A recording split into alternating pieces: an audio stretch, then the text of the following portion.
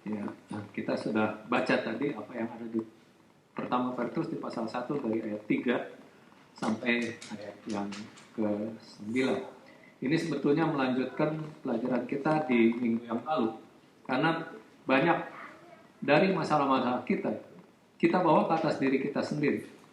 Namun kita mungkin memiliki masalah lain karena kita adalah korban perbuatan salah.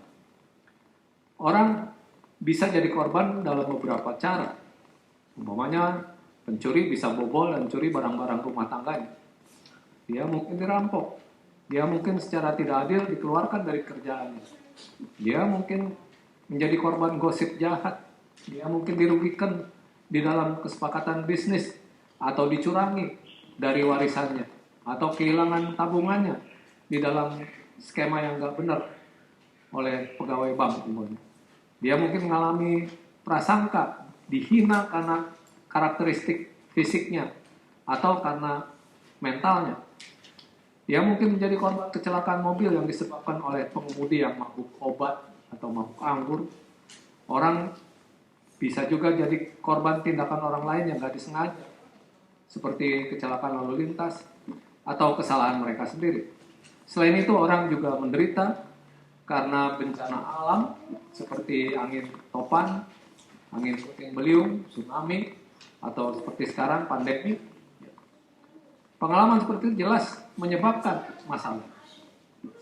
Ketika orang baik itu dianiaya, pertanyaan pertama yang mungkin muncul di pikiran orang-orang ini adalah kenapa? Dia mungkin bertanya juga, kenapa saya Tuhan yang terkena masalah itu? Saya sudah coba melakukan kehendak-Mu. Mengapa Engkau membiarkan hal itu seperti itu terjadi pada saya? Itu mungkin yang dia tanya. Orang Kristen bahkan mungkin bertanya, kenapa Tuhan Engkau mengizinkan orang jahat berbuat salah kepada orang baik dan tidak dihukum karenanya? Pemazmur itu menanyakan pertanyaan serupa sebetulnya di Mazmur 73 itu mengatakan begini. Sesungguhnya Allah itu baik bagi mereka yang tulus hatinya, bagi mereka yang bersih hatinya. Tetapi aku sedikit lagi, maka kakiku terpeleset, nyaris aku tergelincir, sebab aku cemburu pada pembual-pembual. Kalau aku melihat kemunduran orang-orang fasik, sebab kesakitan tidak ada pada mereka, sehat dan gemuk tubuh mereka. Mereka tidak mengalami kesusahan manusia, dan mereka tidak kena tulah seperti orang lain. Sebab itu mereka berkalungkan kecongkakan dan berpakaian kekerasan. Karena kegemukan, kesalahan mereka menyolok, hati mereka meluap-luap dengan sangkaan. Mereka menyindir dan mengata-ngatai dengan jahatnya. Hal pemerasan dibicarakan mereka dengan tinggi hati. Mereka membuka mulut melawan langit, dan lidah mereka membual di bumi. Sebab itu orang-orang berbalik kepada mereka, mendapatkan mereka seperti air yang limpah-limpah. Dan mereka berkata, bagaimana Allah tahu hal itu? Adakah pengetahuan yang maha tinggi? Sesungguhnya itulah orang-orang fasik. Mereka menambah harta benda dan senang selamanya. Sia-sia sama sekali aku mempertahankan hati yang bersih dan membasuh tanganku tanda tak bersalah. Namun sepanjang hari aku kena tulah, kena hukum setiap pagi. Seandainya aku mau berkata-kata seperti itu, maka sesungguhnya aku telah berkhianat kepada angkatan anak-anakmu. Tetapi ketika aku bermaksud untuk mengetahuinya, hal itu menjadi kesulitan di mataku. Sampai aku masuk ke dalam tempat kudus Allah dan memperhatikan kesudahan mereka. Sesungguhnya di tempat-tempat licin kau taruh mereka. Kau jatuhkan mereka sehingga hancur. Betapa binasa mereka dalam sekedap mata. Lenyap, habis, oleh karena kedahsyatan seperti mimpi pada waktu terbangun ya Tuhan. Pada waktu terjaga, rupa mereka kau pandang hina.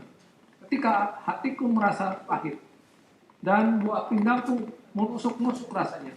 Aku dungu dan aku tidak mengerti. Seperti hewan aku didekat, tetapi aku tetap didekatmu. Engkau memegang tangan kananku, dengan nasihatmu engkau menuntun aku, dan kemudian engkau mengangkat aku ke dalam kemuliaan. Siapa gerangan ada padaku di surga selain engkau? Selain engkau tidak ada yang ku ingin di bumi. Sekalipun dagingku dan hatiku habis lenyap, gunung batuku dan bagianku, tetaplah Allah selama-lamanya. Sebab sesungguhnya siapa yang jauh daripadamu akan binasa. Kau binasakan semua orang yang berzina dengan meninggalkan engkau. Tetapi aku suka dekat pada Allah. Aku menaruh tempat perlindunganku pada Tuhan Allah, supaya dapat menceritakan segala pekerjaannya. Seperti yang juga dilakukan Habakuk. Kalau kita lihat Habakuk 1 ayat 13. Matamu terlalu suci untuk melihat kejahatan, dan kau tidak dapat memandang kelaliman. Mengapa engkau memandangi orang-orang yang berbuat khianat itu, dan engkau berdiam diri apabila orang fasik menelan orang yang lebih benar dari dia? Berbagai jawaban bisa diberikan untuk pertanyaan mengapa Tuhan itu yang tadi. Di antara mereka, dua berikut ini yang paling penting untuk tujuan kita. Yang pertama, dianiaya oleh seseorang itu belum tentu akibat dari dosa kita sendiri. Sementara dosa terkadang memiliki akibat atau konsekuensi yang menyakitkan di dalam hidup ini. Tidak semua kesalahan adalah akibat dari dosa si korban. Tentu saja semua manusia adalah orang berdosa, karena kita semua orang berdosa. Roma 3:23 saudara sudah hafal. Di Roma 5:12 katakan, sebab itu sama seperti dosa itu telah masuk ke dalam dunia oleh satu orang, dan oleh dosa itu juga maut, demikianlah maut itu telah menjalar kepada semua orang, karena semua orang telah berbuat dosa. Lebih jauh, segala sesuatu yang buruk di dunia itu bisa dilacak pada dosa Adam dan Hawa. Jadi semua kemalangan di satu sisi adalah akibat dari dosa. Tetapi kemalangan seseorang belum tentu merupakan akibat dari dosa tertentu yang telah orang itu lakukan. Ayub itu tidak melakukan apapun untuk pantas menerima kesalahan yang dideritanya, karena dirampok oleh orang Seba dan orang Kasdim waktu itu, di Ayub pasal 1 ayat 15-17. Sepanjang sejarah, hamba-hamba Tuhan, hamba-hamba Allah yang setia yang mati sebagai martir memberikan bukti bahwa orang-orang yang menjadi korban perbuatan salah belum tentu bersalah karena melakukan kesalahan itu sendiri. Yang kedua, ketika kita menjadi korban perbuatan salah, itu mencerminkan fakta bahwa ada orang jahat di dunia ini. Dunia tidak pernah kekurangan pelaku kejahatan. Di zaman Perjanjian Baru, ada Herodes Agung, ada Pilatus, ada Herodes Agripa. Semua penguasa yang membunuh orang yang tidak bersalah waktu itu. Orang-orang Yahudi dengan tangan jahat, dengan hati jahat, mulut jahat, itu menyalibkan Yesus. Merajam Stefanus dan menganiaya orang-orang Kristen. Kalau kita lihat kisah 8 ayat 1-3 itu, mereka menganiaya orang Kristen. Bahkan pada masa itu ada pembunuh, ada pencuri, ada pelaku kejahatan, ada pengacau. Kalau kita baca 1 Petrus 4 ayat 15. Kalau kita lihat juga di Lukas 10 ayat 30 itu ada penyamun. Lukas 23 18-19. Ada pemberontakan, ada pembunuhan. Paulus itu menyebutkan beberapa masalahnya juga di 2 Korintus pasal 11 ayat 23-27. Apakah mereka pelayan Kristus? Aku berkata seperti orang gila, aku lebih lagi. Aku banyak berjerih lelah, lebih sering dalam penjara, didera di luar batas, kerap kali dalam bahaya maut. 5 kali aku disesal orang Yahudi, setiap kali 40 kurang 1 pukulan. 3 kali aku didera, 1 kali aku dilempari batu, 3 kali mengalami karam kapal. Sehari semalam aku terkatung-katung di tengah laut. Dalam perjalananku aku sering diancam bahaya banjir, bahaya penyamun, bahaya dari pihak-pihak orang-orang Yahudi dan dari pihak orang-orang bukan Yahudi, bahaya di kota, bahaya di padang gurun, bahaya di tengah laut, dan bahaya dari pihak saudara-saudara palsu. Aku banyak berjerih lelah dan bekerja berat. Kerap kali aku tidak tidur, aku lapar dan dahaga. Kerap kali aku berpuasa, kedinginan dan tanpa pakaian. Jadi menurut Rasul Paulus, dunia itu akan bertambah buruk, bukan lebih baik Dikatakan di 2 Timotius 3:13, tetapi orang jahat dan penipu akan bertambah jahat. Mereka menyesatkan dan disesatkan. Di dunia yang penuh dengan pelaku kejahatan, kita seharusnya tidak terkejut ketika kita terkadang dianiaya. Tentu saja, bahkan kalau kita bisa menemukan jawaban atas pertanyaan mengapa itu, kita belum memecahkan masalah itu sendiri. Apa yang bisa kita lakukan ketika kita menjadi korban? Yang pertama, kita tidak boleh meninggalkan Tuhan. Orang Kristen tergoda ketika masalah muncul untuk meninggalkan jemaat atau gereja. Selama abad pertama, beberapa orang itu jatuh karena penganiayaan. Itu di Matius 24 ayat 9-10, Yesus ini mengatakan, pada waktu itu kamu akan diserahkan supaya disiksa, dan kamu akan dibunuh dan akan dibenci semua bangsa oleh karena namaku. Dan banyak orang akan murtad, dan mereka akan saling menyerahkan dan saling membenci. Murid-murid yang tertipu bahkan mungkin menyalahkan Tuhan atas kemalangan mereka, dan akibatnya memutuskan untuk tidak melayani Tuhan lagi. Seorang anak Tuhan tidak mampu untuk membuat keputusan seperti itu. Kalau dia melakukannya, dia memutuskan dirinya dari sumber keselamatan, sumber kenyamanan terbesarnya. Selanjutnya, meninggalkan Tuhan dalam keadaan seperti itu memungkinkan orang yang menganiaya dia bukan hanya untuk menyakitinya dalam kehidupan ini, tetapi juga untuk menempatkan orang itu di jalan ke neraka. Contoh utama bagaimana kita harus bertindak ketika kita mengalami kerugian adalah Ayub yang kehilangan segalanya, yang berseru apa? Ayub 1:21. Tuhan yang memberi dan Tuhan yang mengambil. Terpujilah nama Tuhan.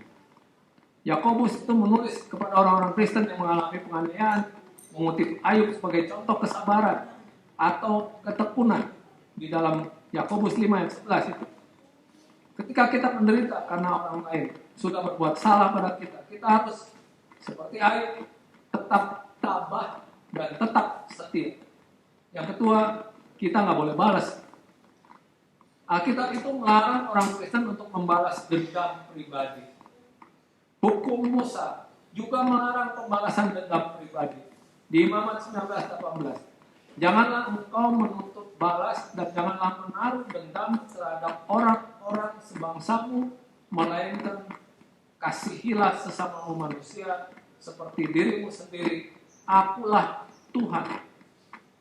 Mata ganti mata itu mendefinisikan hukuman yang harus dijatuhkan oleh sistem peradilan. Itu tidak mengizinkan balas dendam pribadi, jangan dilakukan sendiri, itu lewat pengadilan seharusnya. Rasul Paulus itu menulis di Roma 12:19-20.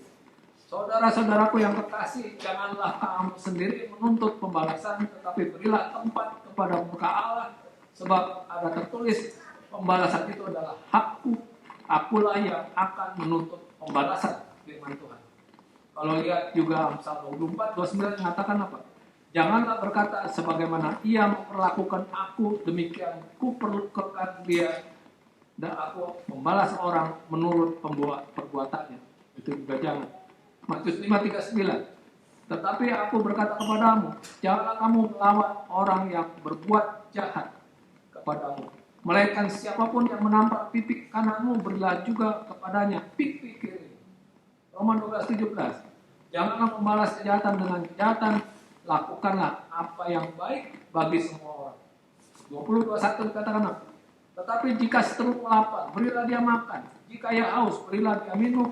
Dengan berbuat demikian, kamu menumpukan bara api di atas kepalanya. Janganlah kamu kalah terhadap kejahatan, tapi kalahkanlah kejahatan dengan kebaikan. Bahkan, alih-alih membalas dendam terhadap musuh kita, kita diajarkan untuk mengasihi dan berdoa bagi mereka, dan berbuat baik kepada mereka. Matius 5:44 dikatakan apa?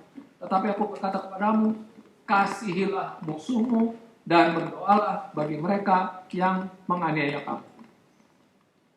Ketika kita menolak untuk membalas, kita akan mengikuti jejak Yesus yang sambil mencaci maki, tidak membalas dengan caci maki, kita akan, kalau kita menderita, kita tidak mengucapkan ancaman, tetapi tetap mempercayakan dirinya kepada Dia yang menghakimi dengan adil. Menginginkan balas dendam itu hampir sama alaminya dengan bernapas. Namun demikian, orang Kristen harus menahan godaan untuk membalas kesalahan itu. Kalau kita sering baca novel atau sering nonton film itu, mereka seringkali membuat adanya pahlawan dari orang-orang yang berani balas dendam untuk mempertahankan kehormatan mereka. Tapi menurut ajaran Alkitab, balas dendam bukanlah tindakan yang terhormat. Kita harus menghindarinya. Yang ketiga, kita harus memberitahu pihak berwenang. Budaya populer itu melanggengkan mitos bahwa kita tidak boleh mengkhianati teman kita ketika mereka melakukan kesalahan. Karena satu urusan kita, karena teman kita tutupi kesalahan orang itu, nggak boleh. Gagasan seperti itu mungkin tipikal anggota geng, tetapi itu tidak ditemukan dalam Alkitab. Menyerahkan masalah ini ke hukum bukanlah mencari balas dendam. Sebaliknya itu meminta orang-orang yang ditunjuk Tuhan untuk melakukan apa yang Tuhan maksudkan untuk mereka lakukan, yaitu untuk mendatangkan murka atas orang yang melakukan kejahatan. Roma 13 ayat 4 itu katakan, karena pemerintah adalah hamba Allah untuk kebaikanmu, tetapi jika kau berbuat jahat, takutlah Dia, karena tidak cuma pemerintah menyandang pedang.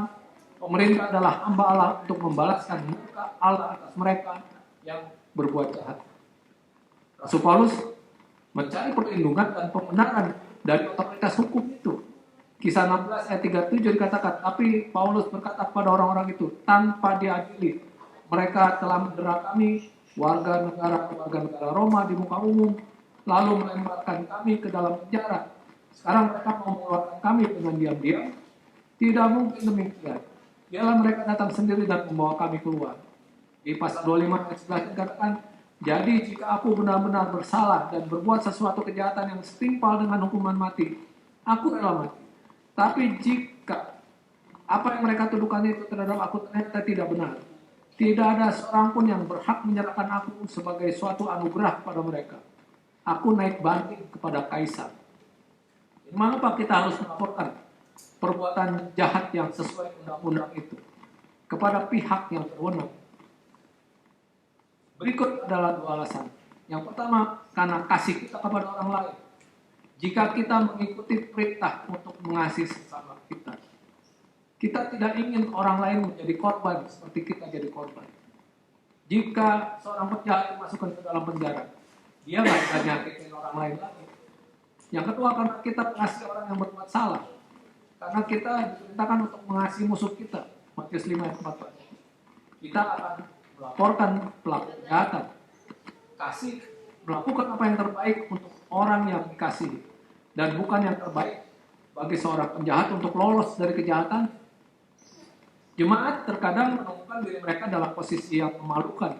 Karena mengetahui bahwa anggota jemaat bersalah atas kejahatan terhadap jemaat lainnya, atau terhadap perhimpunannya, atau gereja, atau terhadap anggota lain itu. Misalnya, bendahara jemaat bisa menggelapkan harta jemaat dari pembendaharaan, atau seorang guru mungkin melecehkan anak-anak. Apa yang harus dilakukan jemaat dalam situasi yang begitu mengerikan itu? Jawabannya dalam kasus tertentu mungkin tidak mudah.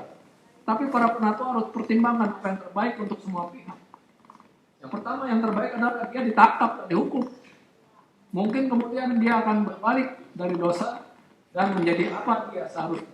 Keempat, kita harus coba untuk menempatkan kerugian kita dalam perspektif. Terkadang kehilangan itu merupakan penghargaan atas betapa Tuhan sudah memberkati kita. Saya bersyukur, umpamanya, pertama, karena saya tidak pernah ditipu sebelumnya. Yang kedua, karena meskipun mereka ngambil dompet saya, mereka tidak ngambil nyawa saya. Ketiga, karena meskipun mereka ngambil semua milik saya, itu tidak banyak.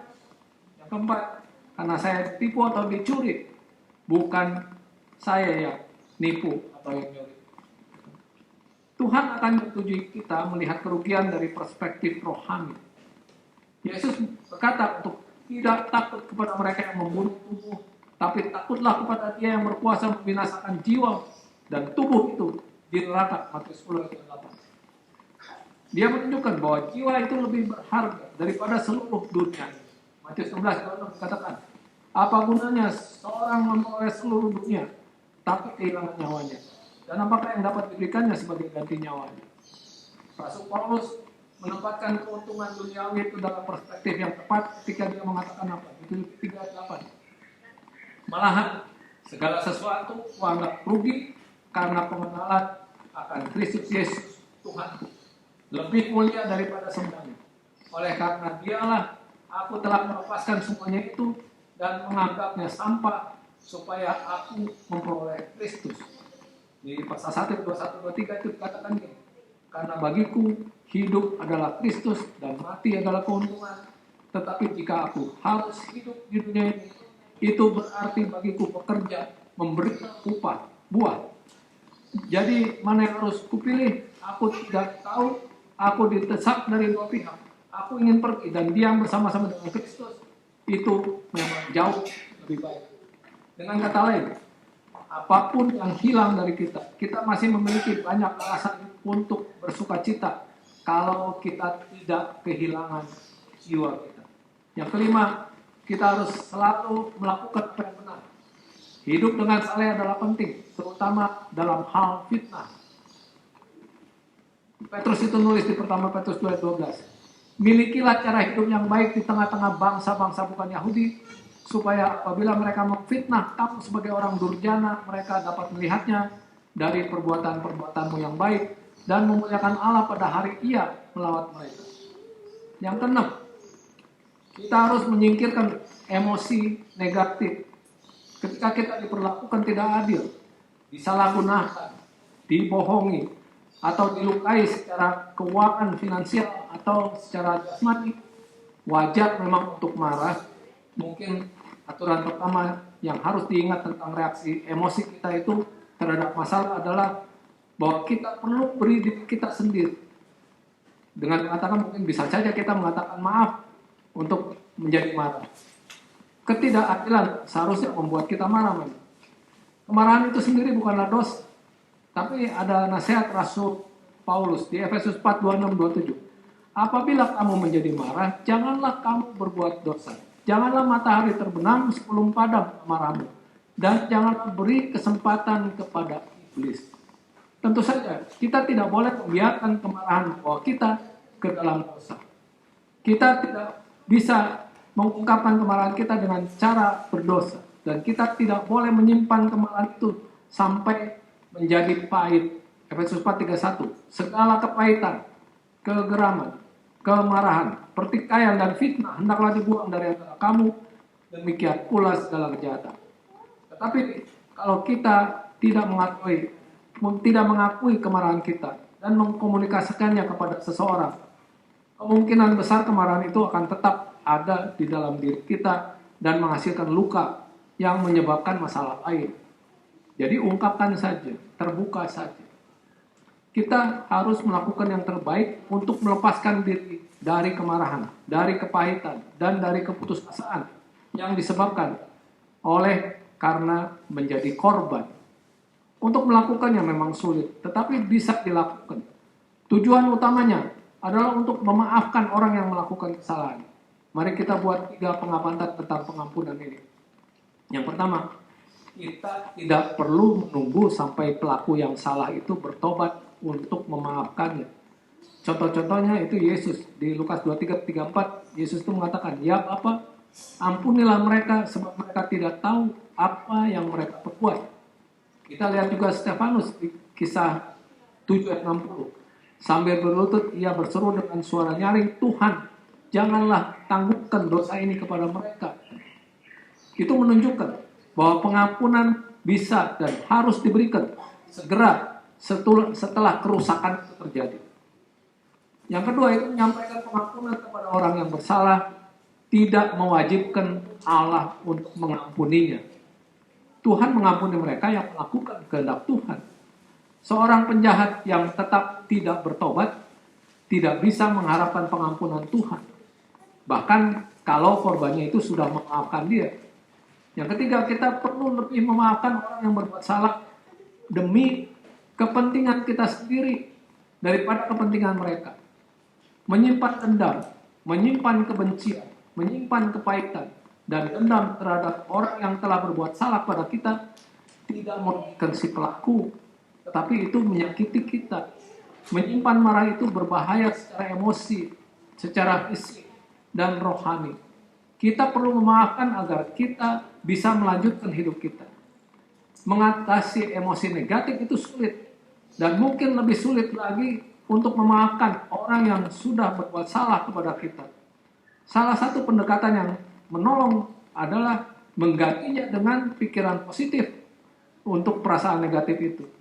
Kalau kita meminta bantuan Tuhan dalam doa, Dia akan memampukan kita untuk melakukan lebih dari yang kita pikirkan. Yang ketujuh, kita harus menatap masa depan dengan penuh harapan. Kalau seseorang kehilangan uangnya karena pencuri, reputasinya dirusak oleh kebohongan, atau menghabiskan berminggu-minggu di rumah sakit karena dosa orang lain, bagaimana dia bisa memiliki harapan? Bagi orang Kristen, harapan datang dari melakukan yang terbaik dan mempercayai Tuhan selebihnya. Dengan kata lain, kita harus putuskan bahwa apapun keadaan kita akan melakukan yang terbaik untuk bekerja menuju masa depan yang sukses, masa depan yang berhasil. Keadaan apapun yang tidak dapat kita kendalikan atau kita persiapkan, kita harus menyerahkannya dengan penuh kepercayaan di tangan Tuhan. Untuk melakukan yang terbaik, termasuk mencoba belajar dari bencana yang kita alami, kita tidak boleh menyalahkan diri sendiri atas kesalahan yang dilakukan orang lain. Namun demikian, kalau situasi mengajari kita, misalnya untuk lebih hati-hati dengan uang kita, maka sesuatu yang baik sudah datang dari itu. Pada saat yang sama, kita harus waspada agar tidak menjadi sinis, tidak menjadi curiga, atau paranoid karena pengalaman buruk itu. Tidak perlu jadi korban terus-menerus. Orang Kristen harus menunjukkan kasih. Dan kasih menurut Rasul Paulus itu diungkap dalam 1 Korintus 13 ayat 7. Kasih itu menutupi segala sesuatu. Kasih itu percaya segala sesuatu. Kasih itu mengharapkan segala sesuatu. Kasih itu sabar menanggung segala sesuatu. Untuk melakukan yang terbaik juga berarti terus menjaga. Ketika kita kehilangan sesuatu, kita harus hitung sisa harta kita. Di antaranya mungkin kesehatan kita dan kemampuan kita untuk kerja. Orang-orang yang sukses itu adalah mereka yang tidak membiarkan bencana itu mengalahkan mereka, tapi terus kembali dan bekerja untuk mencapai impian mereka. Kita bisa lakukannya. Mungkin menyedihkan harus memulai dari awal karena apa yang seseorang lakukan kepada kita. Namun memulai kembali itu lebih baik daripada tidak melakukan apa-apa. Di atas segalanya, kita harus percaya kepada Tuhan. Mazmur 37 itu mulai Pak. Jangan resah karena para pelaku kejahatan itu. Di ayat 1 dikatakan, jangan marah karena orang yang berbuat jahat, jangan iri kepada orang yang berbuat curang. Dan selanjutnya menceritakan bagaimana kita bisa mencegah para pelaku kejahatan itu membuat kita resah. Di ayat 3-5 Mazmur 37 dikatakan, percayalah kepada Tuhan dan lakukanlah yang baik. Diamlah di negeri dan berlakulah setia dan bergembiralah karena Tuhan. Maka Ia akan memberikan kepadamu apa yang diinginkan hatimu. Serahkanlah hidupmu kepada Tuhan dan percayalah kepadanya, dan Ia akan bertindak.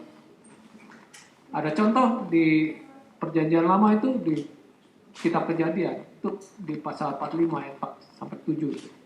Saudara-saudara Yesus itu menganiaya dia, tapi Allah mendatangkan kebaikan dari kesalahan.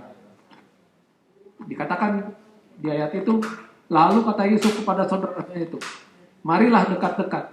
Maka mendekatlah mereka. Katanya lagi, akulah Yusuf saudaramu yang kamu jual ke Mesir.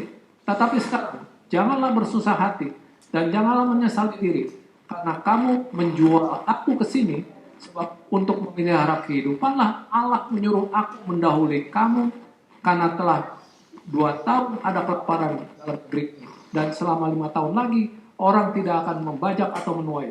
Maka Allah telah menyuruh aku mendahului kamu untuk menjamin kelanjutan keturunanmu di bumi ini, dan untuk memelihara hidupmu, sehingga sebagian besar daripadamu tertolong. Pasal 50 ayat 20 itu katakan apa? Memang kamu telah mereka-rekakan yang jahat terhadap aku, tetapi Allah telah mereka-rekakannya untuk kebaikan, dengan maksud melakukan seperti yang terjadi sekarang ini, yakni memelihara hidup suatu bangsa yang besar. Juga ada cerita soal Esther, saudara bisa baca sendiri ya, kisah Esther. Jadi kita lihat, kita bisa mempercayai Tuhan untuk memberi kita kekuatan untuk mengasihi dan mengampuni musuh kita, dan untuk terus maju menuju tujuan. Filipi 3 ayat 13-14 itu mengatakan, saudara-saudara, aku sendiri tidak menganggap bahwa aku telah mengangkatnya, tapi ini yang kulakukan. Aku melupakan apa yang ada di belakangku, dan mengarahkan diri apa yang ada di hadapanku, dan berlari-lari kepada tujuan untuk memperoleh hadiah, yaitu panggilan surgawi dari Allah dan Kristus Yesus. Yang kedua, kita bisa mempercayai Allah yang berdaulat atas segalanya untuk mengeluarkan yang baik dari hal-hal buruk yang dilakukan orang. Dia bisa bekerja melalui segala keadaan sehingga kebaikan akan membuahkan hasil. Roma 8:28. Kita tahu sekarang bahwa Allah turut bekerja dalam segala sesuatu untuk mendatangkan kebaikan bagi mereka yang mengasihi Dia, yaitu bagi mereka yang terpanggil sesuai dengan rencana Allah. Tidak peduli apa yang Tuhan izinkan untuk kita derita, Dia bisa dan akan menggunakan kita untuk mencapai beberapa kebaikan di dunia ini. Yang ketiga, kita bisa mempercayai Tuhan untuk mengganjar kita sesudah hari-hari pencobaan ini berakhir dengan memberi kita rumah di surga. Yang keempat, kita harus percaya Tuhan untuk menghukum pelaku kejahatan. Kalau tidak di bumi, maka dalam kekekalan Tuhan akan adalah memberi keadilan tertinggi. Bahkan kalau kita tidak melihat keadilan ditegakkan dalam hidup ini, itu akan terjadi pada hari penghakiman. Alkitab menekankan bahwa Allah lah yang pada akhirnya membalas perbuatan salah itu. Roma 12:19. Saudara-saudaraku yang kekasih, janganlah kamu sendiri menuntut pembalasan, tapi berilah tempat kepada murka Allah. Sebab ada tertulis, pembalasan itu adalah hakku, akulah yang akan menuntut pembalasan, firman Tuhan. Orang Kristen bisa dihibur oleh pengetahuan bahwa pada akhirnya Allah akan menghukum mereka yang berbuat salah. 2 Tesalonika 1 ayat 6-9. Sebab memang adil bagi Allah untuk membalaskan penindasan kepada mereka yang menindas kamu, dan untuk memberikan kelegaan kepada kamu yang ditindas, dan juga kepada kami pada waktu Tuhan Yesus dalam surga menyatakan dirinya, mengadakan pembalas bersama-sama dengan malaikatnya dalam kuasanya, dalam api yang bernyala-nyala, dan mengadakan pembalasan terhadap mereka yang tidak mau mengenal Allah dan tidak mentaati Injil Yesus Tuhan kita. Mereka ini akan menjalani hukuman kebinasaan selama-lamanya, dijauhkan dari hadirat Tuhan dan dari kemuliaan kekuatannya. Kitab Yahyu, keseluruhan kitab itu juga menceritakan soal penghakiman itu. Siapapun bisa jadi korban. Kalau kita tidak dirugikan karena alasan lain, kita mungkin dipanggil untuk menderita sebagai orang Kristen. 1 Petrus 4 ayat 16. Tetapi jika ia menderita sebagai orang Kristen, maka janganlah ia malu, melainkan hendaklah ia memuliakan Allah dalam nama Kristus itu. 2 Timotius 3:12 dikatakan, memang setiap orang yang mau hidup beribadah di dalam Kristus Yesus akan menderita aniaya. Ketika itu terjadi, iman kita diuji. Yakobus 1:2-4. Saudara-saudaraku, anggaplah suatu kebahagiaan apabila kamu jatuh ke dalam berbagai-bagai pencobaan, sebab kamu tahu bahwa ujian terhadap imanmu itu menghasilkan ketekunan, dan biarlah ketekunan itu memperoleh buah yang matang, supaya kamu menjadi sempurna dan utuh dan tak kekurangan suatu apapun. Sangat mudah untuk tetap setia saat langit itu cerah dan angin itu bertiup sepoi-sepoi. Enak kan? Dibutuhkan cuaca badai untuk menunjukkan kepada kita orang Kristen macam apa kita sebenarnya. Ketika kita dianiaya, apa yang akan kita buktikan? Orang Kristen yang benar dalam perkataan dan perbuatan, yang percaya kepada Tuhan dan terus bertahan, atau kita mau menyerah? Yesus itu mengatakan, dia yang bertahan sampai akhir itu yang akan diselamatkan. Ada nasihat juga kan, hendaklah engkau setia sampai mati, maka kamu akan menerima mahkota kehidupan. Dan baiklah kita ingat itu, bahwa Yesus itu sudah menebus kita, sudah memindahkan kita dari kegelapan kepada kerajaan anaknya yang kekasih itu, supaya kita walaupun dalam aniaya kita memperoleh damai sejahtera di dalam Kristus Yesus itu. Kita akan menerima roti dan air buah anggur untuk pengingat penebusan kita di dalam Dia.